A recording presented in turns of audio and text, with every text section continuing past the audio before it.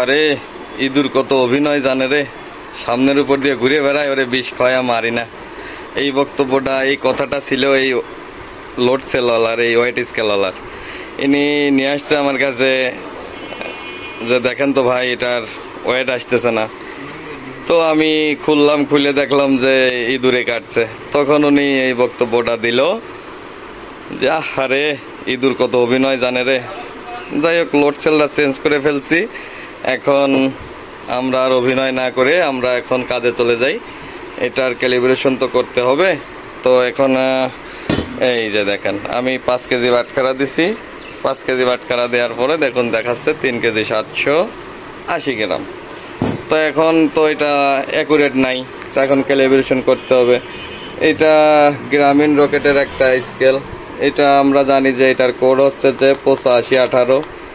এটা টিআর দিলেই 0.5 চলে আসছে মাঝখানে, তার মানে ক্যালিব্রেশন আমরা এখন করতে পারবো 1 টিআর দিয়ে। এখন আমরা যে 5 কেজি বাটখারা আমরা দিচ্ছি এখানে, 5 কেজি বাটখারা দেওয়ার পরে এবার আমরা টিআর বাটনটা প্রেস করব।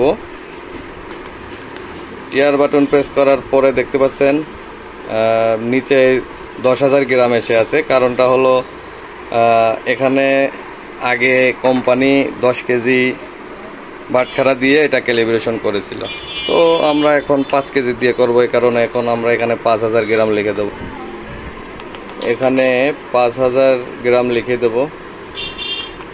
এরপরে দেখুন এখানে হলো 60 কেজির স্কেল, এই কারণে এখানে 60,000 গ্রাম লেখা আছে। তো আমরা এখানে 60,000 গ্রাম লিখে দেব। এবার এখানে 5 আছে, এটা আমরা 5ই রেখে দেব। 5 গ্রাম এখানে 5 কেজি কিন্তু অ্যাকুরেট হয়ে গেছে। তো ধন্যবাদ ভিউয়ার্স ভিডিওটি দেখার জন্য। সবাই ভালো থাকবেন, সুস্থ থাকবেন। আসসালামু আলাইকুম ওয়া রাহমাতুল্লাহ।